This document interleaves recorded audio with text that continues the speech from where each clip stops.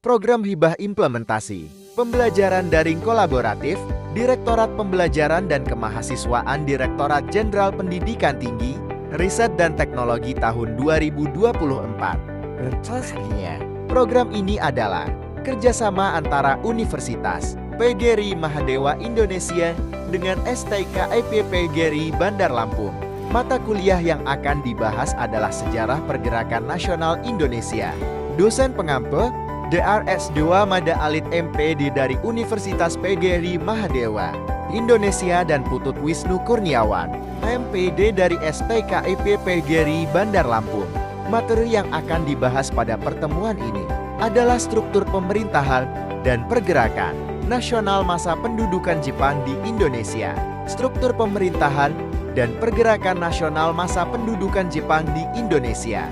Pada masa pendudukan Jepang di Indonesia yang berlangsung dari tahun 1942 hingga tahun 1945, struktur pemerintahan mengalami perubahan yang signifikan.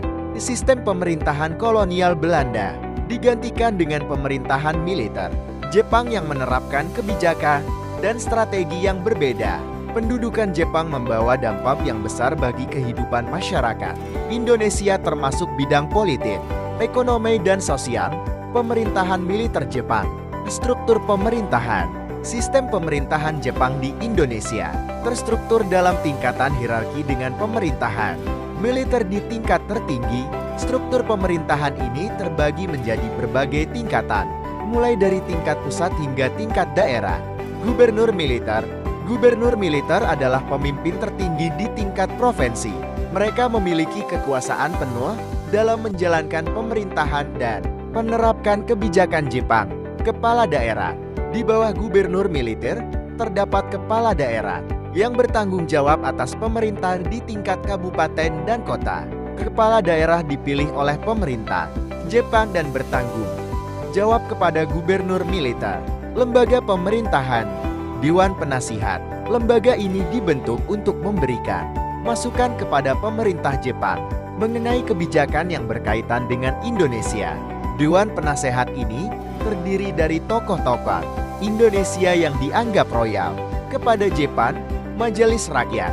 Majelis Rakyat dibentuk untuk menampung aspirasi rakyat Indonesia dan berfungsi sebagai alat propaganda bagi pemerintah Jepang. Namun Majelis Rakyat ini tidak memiliki kekuasaan nyata dan hanya sebagai lembaga formal yang dikendalikan oleh Jepang. Badan Kehakiman. Badan Kehakiman dibentuk untuk menegakkan hukum dan menjaga ketertiban Indonesia. Namun sistem hukum yang diterapkan didasarkan pada hukum Jepang dan kurang memperhatikan hukum adat yang berlaku di Indonesia. Kebijakan perekonomian. Kebijakan perekonomian pada masa penjajahan. Jepang memiliki beberapa kebijakan yang ditentukan oleh Jepang seperti Romusha untuk mengerahkan tenaga kerja Indonesia dalam proyek-proyek pembangunan dan militer. Lalu kontribusi perang yang kemudian menyebabkan kelangkaan pangan dan berbagai kesulitan ekonomi di Indonesia. Kontrol ekonomi. Kebijakan ini bertujuan untuk menguasai sumber daya ekonomi Indonesia dan memenuhi kebutuhan perang Jepang. Kebijakan sosial dan budaya. 1. Pendidikan. Jepang menerapkan sistem pendidikan baru yang bertujuan untuk menanamkan nilai-nilai Jepang dan loyalitas kepada Jepang. Bahasa Jepang diajarkan di sekolah dan berbagai kegiatan budaya Jepang diperkenalkan kepada rakyat Indonesia. 2. Agama. Jepang menerapkan kebijakan yang mengontrol kegiatan keagamaan di Indonesia. Agama Islam dan Kristen diawasi ketat dan ajaran yang dianggap bertentangan dengan ideologi Jepang dilarang. 3. Budaya. Jepang berusaha untuk mengasimilasi budaya Indonesia dengan budaya Jepang. Mereka mendorong rakyat Indonesia untuk mengadopsi kebiasaan dan tradisi Jepang seperti mengenakan seragam Jepang dan mengikuti kegiatan budaya Jepang.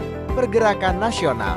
Ada beberapa pergerakan nasional Indonesia untuk melawan bangsa Jepang yaitu PETA atau Pembelah Tanah Air BPUPKI, Badan Penyelidik Usaha Persiapan Kemerdekaan Indonesia, serta PPKI yaitu Panitia Persiapan Kemerdekaan Indonesia yang mana organisasi pergerakan nasional tersebut bertujuan untuk mempersiapkan diri melawan Jepang serta memerdekakan Indonesia. Peran tokoh pergerakan Soekarno.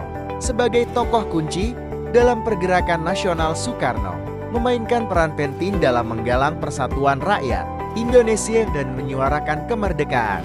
Ia juga menjadi tokoh kunci dalam perumusan dasar negara Indonesia. Peran tokoh pergerakan.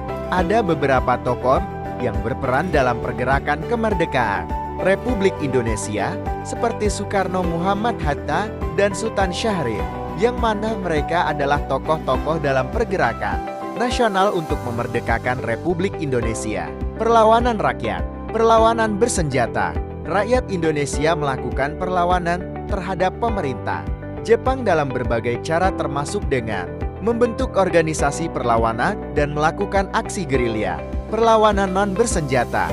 Perlawanan dan bersenjata dilakukan dengan cara menyebar propaganda anti-Jepang, melakukan pemogokan kerja, dan sabotase terhadap fasilitas Jepang. Perlawanan melalui pendidikan. Organisasi perlawanan di Indonesia juga memanfaatkan pendidikan sebagai cara untuk menanamkan semangat nasionalisme dan perlawanan terhadap Jepang kepada generasi muda. Akhir pendudukan Jepang terjadi pada tanggal 15 Agustus tahun 1945, yang mana pada saat itu Jepang menyerah tanpa syarat kepada sekutu, yang mengakibatkan pendudukan Jepang di Indonesia berakhir. Terima kasih, cukup sekian pertemuan kita pada hari ini. Mohon maaf apabila ada kesalahan. Sampai bertemu di pertemuan berikutnya.